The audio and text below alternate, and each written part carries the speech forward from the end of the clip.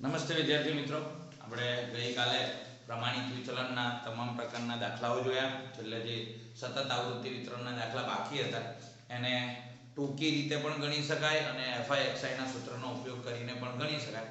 એ બંને રીત ગઈકાલે જોઈ અને સાથે સાથે ચલનાંક એટલે શું તો કે પ્રમાણિત વિચલનાંક જે છે એ શ્રેષ્ઠ પ્રસારનું માપ છે, પરંતુ સામાન્ય લોકોને તે અપૂર્ણાંકમાં હોવાથી કદાચ તેની સમજનો ખ્યાલ ઓછો આવે અને તેથી કરીને કાર્લ પિયર્સને સમગ્ર વ્યક્તિને સમગ્ર માનવને આ માપ ખબર પડે, તેથી તે પ્રમાણિત વિચલનાંકને 100 વડે ગુણી તેનું ટકાવારી માપ મેળવ્યું, જેને ચલનાંક તરીકે ઓળખવામાં આવે છે. તો આજે આપણે એના દાખલા જોવાના છે, પણ સાથે સાથે ગઈકાલે જે પ્રમાણિત વિચલન ચાલ્યું એના લાભ ગેરલાભ થોડા ડિસ્કસ કરી લઈએ કે પ્રમાણિત વિચલન જે છે તેની વ્યાખ્યા સ્પષ્ટ અને સમજણમાં આવે તેવી છે. બીજું, તેની ગણતરીની અંદર તમામ અવલોકનનો સમાવેશ થાય છે. બરાબર. પ્રસારના અન્ય માપોની સરખામણીમાં પ્રમાણિત વિચલન સર્વશ્રેષ્ઠ માપ છે. પ્રમાણિત વિચલન અન્ય બૈજિક ક્રિયાઓ માટે પણ ઉપયોગી છે. દાખલા તરીકે મધ્યક પ્રમાણિત વિચલન આપેલા હોય તો બે જે સમૂહો છે એ બે સમૂહોને ભેગા કરવાથી નવા સમૂહનું મિશ્ર પ્રમાણિત વિચલન પણ શોધી શકાય છે. આ પ્રકારની બૈજિક ક્રિયાઓ માટે પણ તે ઉપયોગી છે. પ્રસારના અન્ય માપોની સરખામણીમાં પ્રમાણિત વિચલનનો ઉપયોગ સૌથી વધારે થાય છે.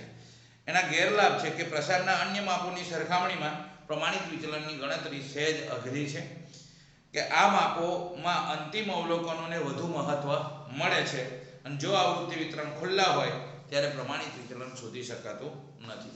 તો આ એની મર્યાદાઓ હતી. હવે આજે આપણે ચલનાંકની અંદર આગળ જઈશું. સ્વાધ્યાય 4.5 યાદ રાખીએ, હમણાં જે ગઈકાલે પ્રમાણિત વિચલન શોધ્યું એ જ અહીં છે. પ્રમાણિત વિચલનાંક જે શોધવાના હતા એ જ છે, ખાલી ગુણ્યા 100 કરવાનો છે. તો આપણે પહેલા દાખલામાં પૂછ્યું છે કે શેર A અને B ના ભાવની વધઘટ નીચે પ્રમાણે છે, તો કયા શેરના ભાવમાં સાપેક્ષ ચલન વધારે છે તે આપણે કહેવાનું છે. તો બે શેરના ભાવ આપ્યા છે. તો દાખલા નંબર 1, પહેલા આપણે શેર A ની ગણતરી કરીશું અને ત્યાર પછી શેર B ની ગણતરી કરીશું. તો એના ભાવ લખીશું, જેને આપણે શું કહીએ છીએ XI. તો અંદર આપ્યા છે 321, 322, 325, 322, 324,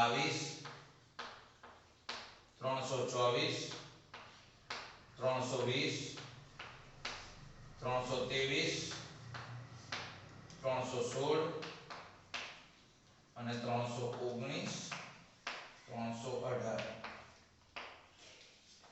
તો આ રીતે પહેલા અંદર જેટલા માપ છે 1 2 3 4 5 6 7 8 9 10. તો અહીંયા 1 2 3 4 5 6 7 8 9 10. ઓકે. બરાબર. પહેલો આપણે એનો સરવાળો કરી દઈશું.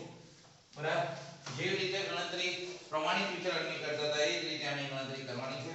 321 પ્લસ 322 પ્લસ 325 પ્લસ 322 324 320 323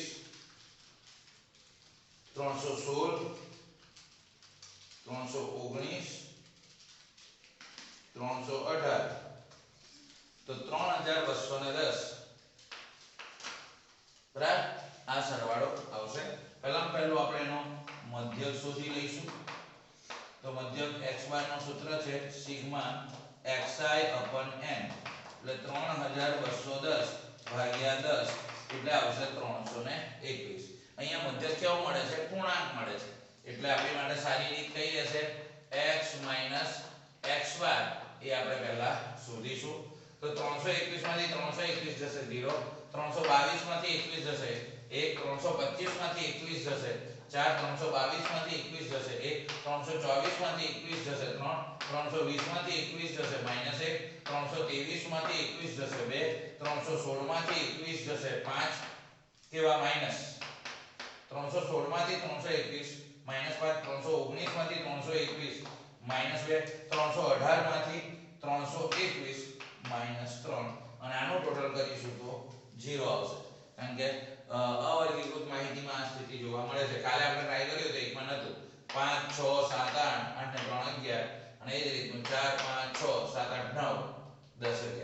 0 બરાબર. હવે શું કરીશું તો કે x - x બાર આખાનો શું શોધીશું સ્ક્વેર શોધીશું.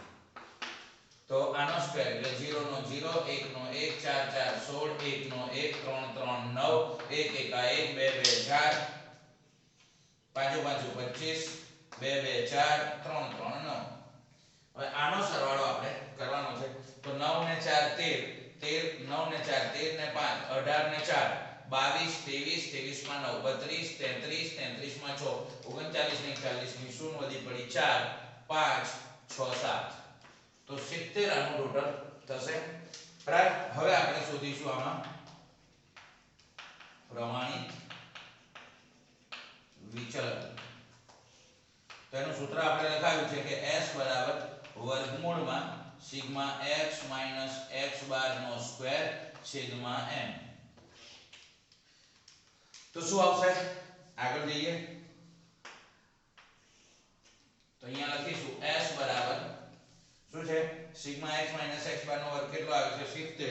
તો વર્ગમૂળમાં 70 ભાગ્યા 10 તો s બરાબર 70 ભાગ્યા 10 7 આવશે. તો આપણે લખી શકીએ 7. તો 7 નું આપણે વર્ગમૂળ કાઢીશું તો 7 નું વર્ગમૂળ નીકળશે 2.64 એટલે 65. તો 2.65 આ એનું પ્રમાણિત વિચલન આવશે. હવે આપણે સ્થિર છે કે નહીં પ્રશ્ન એવો છે કે આ કયા શેરના ભાવમાં સાપેક્ષ ચલન વધારે છે. તો એ સાપેક્ષ ચલન ટકાવારીમાં શોધવા માટે આપણે હવે ચલનાંક શોધીશું. ચલનાંક તો ચલનાંકનું સૂત્ર છે s upon x bar into 100. તો s કેટલા છે 2.65. x બાર આપેલું છે શોધ્યું છે આપણે 321 અને ગુણ્યા 100 કરીશું. તો 2.65 ભાગ્યા 321 ગુણ્યા 100 તો આપણને જવાબ મળશે 0.8255 એટલે 0.83 લઈશું. તો 0.83 આમાં ટકામાં આવ્યું. તો 0.83 ટકાનું પ્રમાણ છે ચલનનું પ્રમાણ છે. હવે આ જ કામ આપણે શેર B માટે કરીશું. તો અહીંયા લખીએ શેર B એની માટે ગણતરી કરીશું. તો એની અંદર ભાવ આપ્યા છે એને લખીશું ભાવ.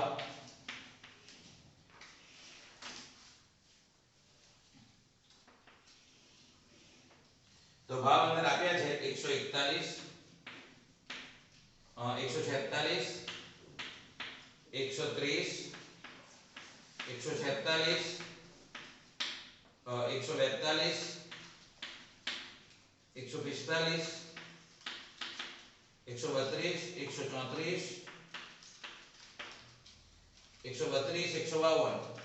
132 152 તો આ રીતે પહેલા 10 જે xi છે એનું ટોટલ મારીશું 141 146 130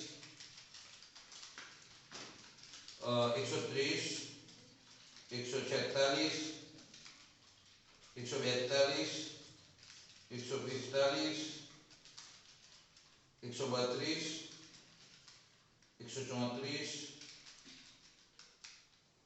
134 132 152 ટોટલ થશે 1400. તો 1400 એનું ટોટલ આવશે. આપણે બીજું એનો મધ્યક શોધી રાખવો પડશે. તો ગણતરી કરવા માટે ઉપરની જગ્યાનો ઉપયોગ કરીશું. તો પહેલા લખી દઈશું અહીંયા મધ્યક x બાર બરાબર sigma xi upon n total થાય છે 1400 ભાગ્યા 10 એટલે થશે 140. તો x માઈનસ x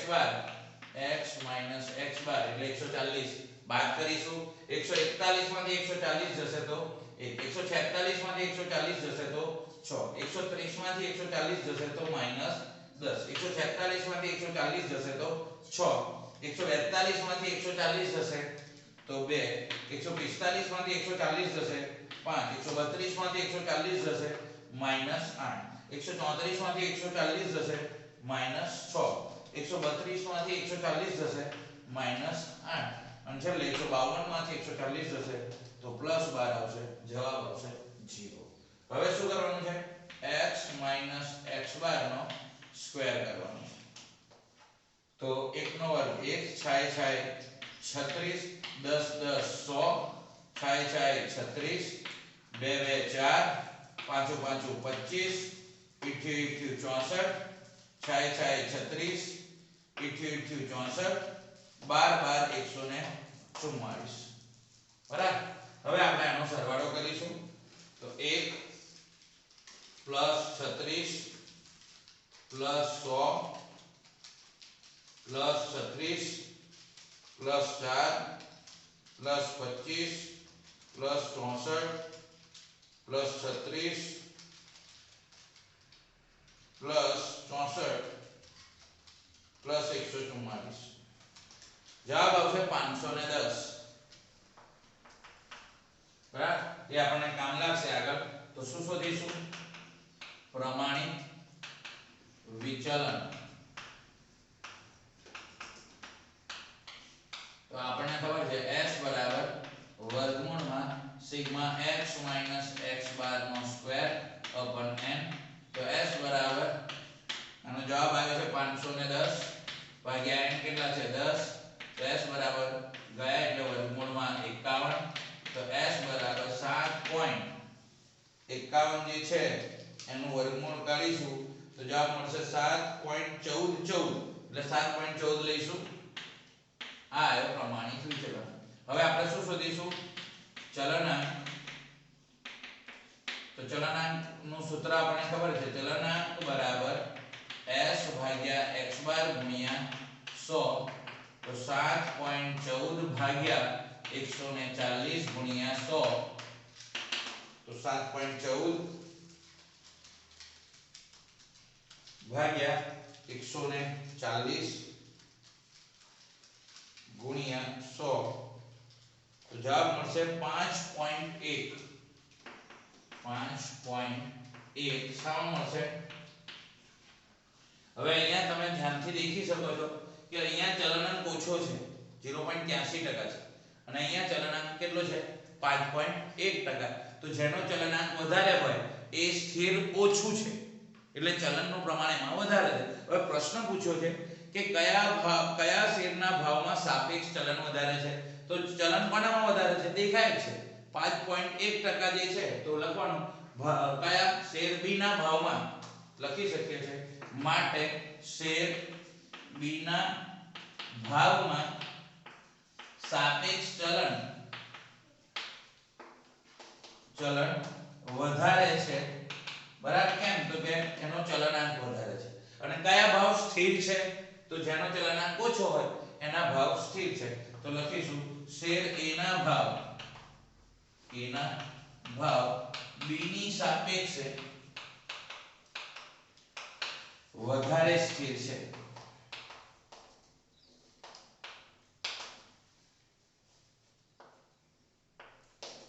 તો આ રીતે ચલનાંકની મદદથી આપણે કોનામાં ચલન સાપેક્ષ વધારે છે તે પણ નક્કી કરી શકીએ છીએ અને કયાના ભાવ સ્થિર છે વધારે તે નક્કી કરી શકીએ છીએ. હવે આવી રીતનો અંદર દાખલા નંબર 2 છે જેમાં તમામ વિગતો આપેલી છે. માત્ર આપણે ગણતરી કરીને ચલનાંક શોધવાનો છે અને નિર્ણય કહેવાનો છે. કહ્યું છે કે બે કંપનીના વહીવટી કર્મચારીઓના દૈનિક પગારની માહિતી નીચે પ્રમાણે છે. વિગત આપેલી છે કંપની A કંપની B. સરેરાશ પગાર આપેલો છે અને પ્રમાણિત વિચલન આપ્યું છે. કઈ કંપનીમાં પગાર વધારે સ્થિર છે તે આપણે કહેવાનું છે. તો દાખલા નંબર 2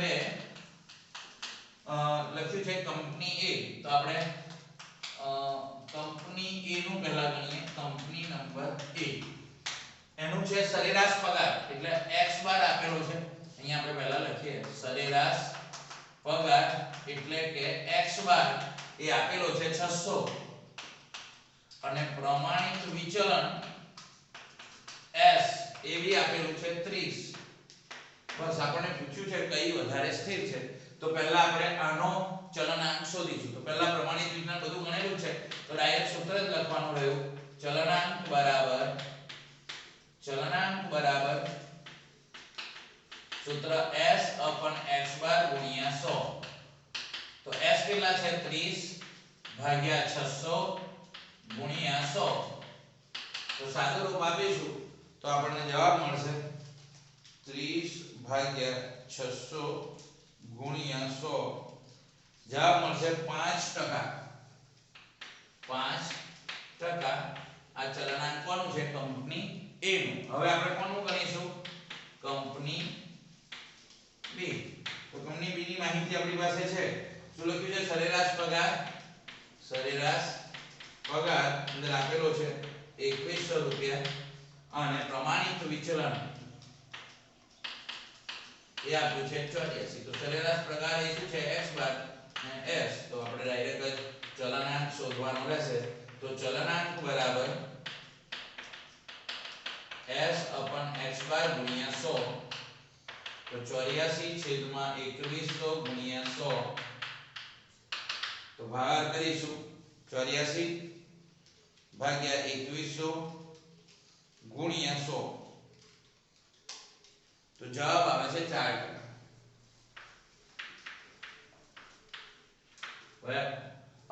જે કંપની એ છે એની અંદર ચલનાંક 5% છે, આમાં 4% છે. તો કોના વધારે? પ્રશ્ન શું પૂછ્યો છે? કઈ કંપનીમાં પગાર વધારે સ્થિર છે?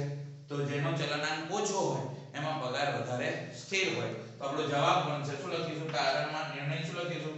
કે કંપની B નો ચલનાંક ઓછો હોવાથી તેનો પગાર કંપની A ની સાપેક્ષે વધુ સ્થિર કહેવાય.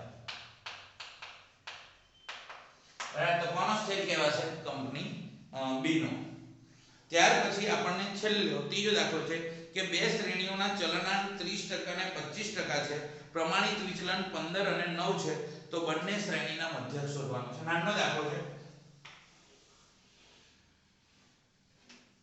તો દાખલા નંબર 3 આપણે લખી દઈએ શ્રેણી 1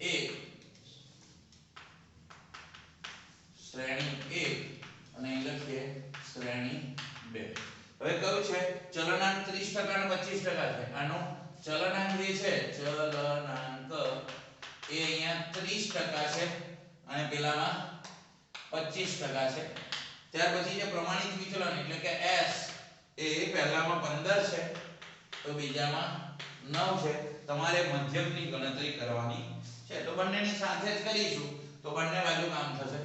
તો આપણે ચલનાંકનું સૂત્ર લખી દઈએ. અહીંથી જ અલગ પાડી દઈએ ને. બરાબર.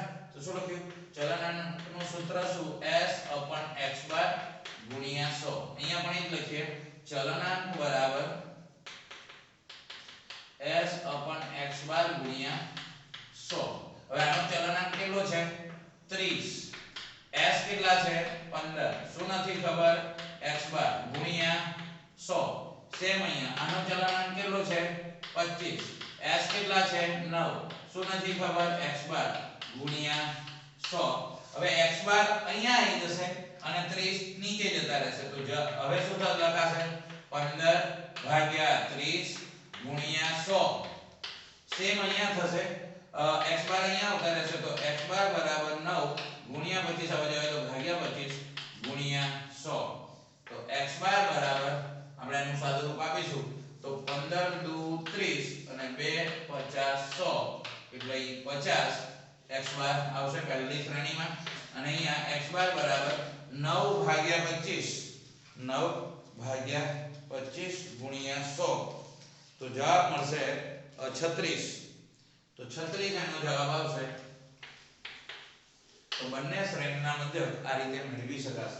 તો ગણતરી કરીને પણ ચલનાંક આખું ચલનાંક મેળવવું હોય તો પ્રમાણિત વિચલન, મધ્યક અને ત્યાર પછી ચલનાંક મેળવી શકાશે.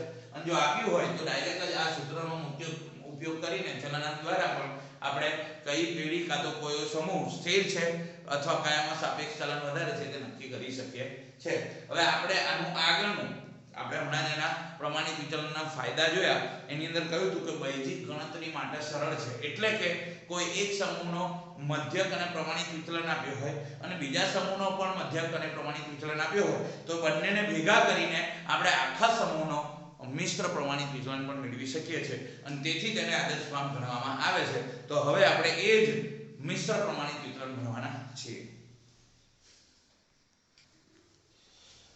તો મિત્રો હવે આપણે મિશ્ર પ્રમાણિત વિચલન એટલે કે બે જુદા જુદા સમૂહોના મધ્યક અને પ્રમાણિત વિચલન પરથી સમગ્ર સમૂહનો પ્રમાણિત વિચલન એટલે કે મિશ્ર પ્રમાણિત વિચલન આજે ભણવાના છે. તો મિશ્ર પ્રમાણિત વિચલન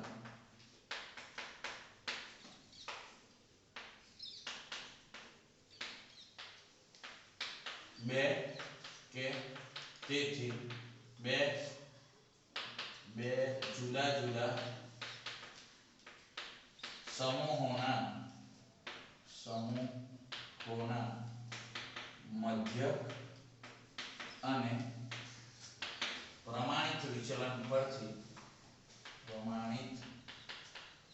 અને પ્રમાણિત વિચલન પરથી સમગ્ર સમૂહનો જે પ્રમાણિત વિચલન શોધવામાં આવે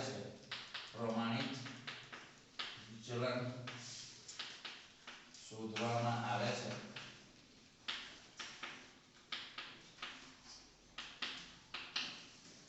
તેને મિશ્ર પ્રમાણિત વિચલન કહે છે.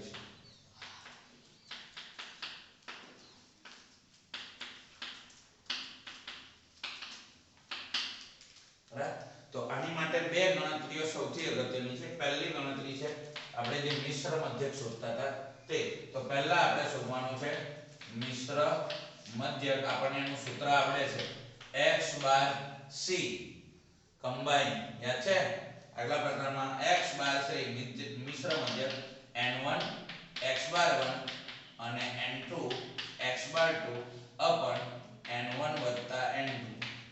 બરાબર. આ રીતે પહેલામાં પહેલું આપણે મિશ્ર મધ્યક શોધવાનું છે. ત્યાર પછી આપણે શું કરવાનું છે તો કે બીજું સ્ટેપ છે એ મિશ્ર પ્રમાણિત વિચલનનું છે. મિશ્ર પ્રમાણિત વિચલનનું છે. તો એને આપણે શાના વડે દર્શાવીશું? SC. આ પણ મિશ્ર છે એટલે. તો વર્ગમૂળની અંદર ખાસ આંકડાઓ યાદ રાખવા જેવા છે કે n1 કૌંસમાં s²1. હવે આ s² શું છે તો કે જે પ્રમાણિત વિચલન હોય તો એનો વર્ગ, અથવા જો આપણે પહેલેથી જ ગણવાનું હોય તો પ્રમાણિત વિચલન નહીં શોધીશું, વિચરણ શોધીશું. તો વિચરણને પણ આપણે શું કહીએ છીએ? s². તો પ્રથમ જે સમૂહ છે એનો વિચરણ વત્તા d1 નો સ્ક્વેર. હવે આપણને થશે આ d1 કોણ છે તો અંતમાં આપણે એની વાત કરીશું. એ જ રીતે બીજો સમૂહ હોય તો સેમ કન્ડિશન n2 અહીંયા s²2 d2 નો સ્ક્વેર. તો આ રીતે જો ત્રીજો સમૂહ હોય તો ત્રીજા સમૂહ માટે પણ આપણે આ રીતનું કરીશું ને આખાના છેદમાં n1 n2 કરીશું. હવે પ્રશ્ન અહીંયા કોનો છે? d1. તો d1 શું છે તો કે તમારી પાસે x બાર 1 હતો પહેલો મધ્યક પહેલા સમૂહનો, એનો કોની સાથેનો તફાવત? મિશ્ર મધ્યક સાથેના તફાવતને આપણે d1 કહીશું. તો શું આવશે? x બાર 1 માંથી x બાર c કાઢશો એટલે આપણને d1 મળશે. એ જ રીતે d2 શોધવું હોય તો સેમ x બાર 2 માંથી x બાર c કાઢશો તો આપણને d2 મળી જશે. બરાબર. તો આ રીતે એની ગણતરી કરવાની છે. અહીંયા s1 ને s2 એ પહેલા સમૂહનો પ્રમાણિત વિચલન લખવાની કોઈ જરૂર નથી, પણ તમે કહેશો પાછા કે પૂરું લખ્યું નથી. તો s1 એટલે પ્રથમ સમૂહનું પ્રમાણિત વિચલન અને s2 એટલે બીજા સમૂહનું પ્રમાણિત વિચલન. તો માત્ર આટલા સૂત્રોની મદદથી આ ગણી શકાય છે. તેથી ડાયરેક્ટ જ હવે આપણે એના વ્યવહારિક દાખલાઓ જોઈશું.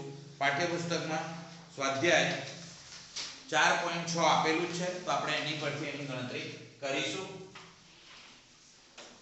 તો સ્વાધ્યાય 4.6 આપેલું છે, જેમાં કહ્યું છે કે વર્ગ a અને વર્ગ b આવી રીતનું આપેલું છે. તો આપણે અહીંયા પહેલાથી જ અલગ લખી દઈએ, વર્ગ a અને વર્ગ b.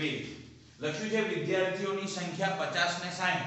તો એ સંખ્યા છે એટલે n1 50 અને n2 કેટલા છે 60. આવું સમજીશું. ત્યાર પછી લખ્યું છે સરેરાશ ગુણ. તો મધ્યક આપેલા છે. તો x બાર 1 એ આપ્યા છે 60 અને x બાર 2 સરેરાશ ગુણ 48. ત્યાર પછી જે પ્રમાણિત વિચલન એટલે કે s1 આપેલો છે. તો s1 છે 10 અને s2 છે 12. તો તમને પહેલેથી કહી દઈએ, જ્યારે પણ s1 ને s2 આપે છે ને એને પહેલેથી સ્ક્વેર કરી દઈએ. s2 વર્ગ બોલો 10 નો વર્ગ કેટલો થશે 100 અને s2 12 નો વર્ગ s સ્ક્વેર લખવાનું રહ્યું. તો 12 નો વર્ગ 144. તો પહેલા આપણે જો પ્રમાણિત વિચલન આપ્યું હોય તેનો સ્ક્વેર કરી દઈશું. બસ હવે સદાસર ગણતરી કરીશું. પહેલું શોધવાનું છે મિશ્ર મધ્યક. તો મિશ્ર મધ્યકનું સૂત્ર x બાર c બરાબર n1 x બાર 1 n2 x બાર 2 upon n1 plus n2. તો x બાર c n1. તો n1 કેટલા છે 50 ગુણ્યા 60. તો 50 ગુણ્યા 60 વત્તા 60 ગુણ્યા 48 આખાના છેદમાં 50 વત્તા 60 આવું થશે. તો x બાર c બરાબર 5 6 30 એટલે 3000 થશે. અને અહીંયા 6 0 6 8 48 ની 8 વધી પડી 4 6 4 24 ને 4 28 તો 2880 થશે. આખાના છેદમાં 110 થશે. તો x બાર c બરાબર 3 ને 2 5880 થશે ભાગ્યા 110. 0 0 ઉડી જશે. તો x બાર c બરાબર 11 5 55 11 5 55 3 વધ્યા 11 3 33 5 વધ્યા એટલે 53 પોઈન્ટ સમથિંગ આવશે. આપણે એનું પરિણામ મેળવીશું. તો મિત્રો 588 ભાગ્યા 11 કરીશું તો જવાબ મળશે 53.45. 53.45 આ આપણો આયો મિશ્ર મધ્યક. હવે મિશ્ર મધ્યક પછી આપણે શું શોધવાનું છે પ્રમાણિત વિચલનનું સૂત્ર. પણ પહેલા આપણે શું મેળવીશું d1. તો d1 એટલે શું આપણને ખબર છે x બાર 1 એમાંથી x બાર c બાદ કરીશું. બરાબર. તો x બાર 1 આપણી પાસે છે કેટલા છે 60. એમાંથી કેટલા બાદ કરીશું 53.45. તો 60 માંથી 53.45 કરીશું. 60 માંથી 53.45 બાદ કરીશું તો જવાબ આવશે 6.55. અને એ જ રીતે d2 એટલે x બાર 2 એમાંથી x બાર c બાદ કરીશું. x બાર 2 છે 48 એમાંથી 53.45 બાદ કરીશું. તો 48 માંથી 53.45 બાદ કરીશું તો જવાબ આવશે 5.45 પણ કેવા માઈનસ. બરાબર. હવે આપણે આપણું સૂત્ર મૂકવાનું છે. તો સૂત્ર મૂકીશું અહીંયા લખીશું મિશ્ર પ્રમાણિત વિચલન is equal to લખાયું છે SC વર્ગમૂળમાં n1 કૌંસમાં s2 1 પ્લસ d1 નો સ્ક્વેર s1 નો સ્ક્વેર પ્લસ n2 s2 નો સ્ક્વેર અને d2 નો સ્ક્વેર આખાના છેદમાં n1 પ્લસ n2. તો SC બરાબર વર્ગમૂળમાં n1. તો n1 આપણી પાસે છે 50.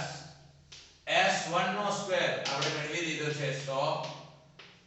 d1 નો સ્ક્વેર મારા ખ્યાલથી d1 નો સ્ક્વેર અહીંયા જ આપણે મેળવી દીધો તો વધારે સારું રહે. તો આપણે અહીંયા જ એને ગણતરી કરી દઈએ કે d1 નો સ્ક્વેર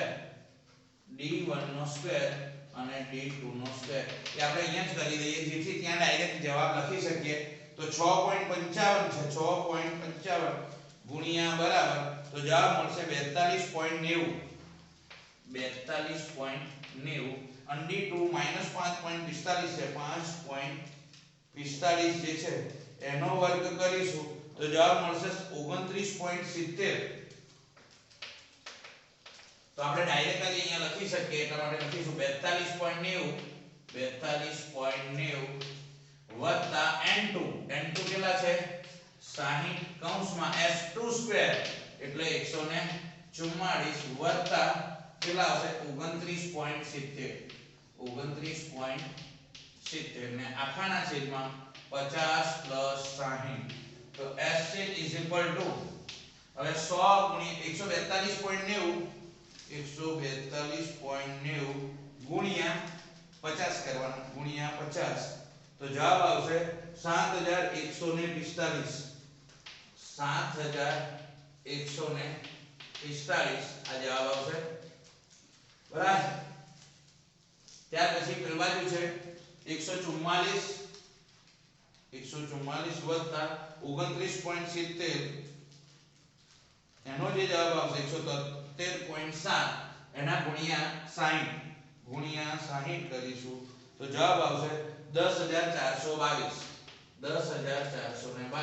છેદમાં 110 તો SC ઇઝ ઇક્વલ ટુ બંનેનો સરવાળો 10422 વત્તા 7145 તો ટોટલ આવશે 17567 ભાગ્યા 110 તો ભાગ્યા 110 કરીશું તો જવાબ મળશે 159.7 આ જવાબ મળશે અને એનું જો વર્ગમૂળ કાઢીશું તો જવાબ મળશે 12.63 એટલે 64 તો 12.64 આ આપણો મિશ્ર પ્રમાણિત વિચલન મળશે તો આ રીતે મિશ્ર પ્રમાણિત વિચલનની ગણતરી આવતીકાલે બાકી રહેલા દાખલાઓ માટે કરીશું બાકી એટલે એક જ દાખલો બાકી છે આપણે કરીશું આવતીકાલે આજે આટલા રાખીએ છીએ નમસ્તે જય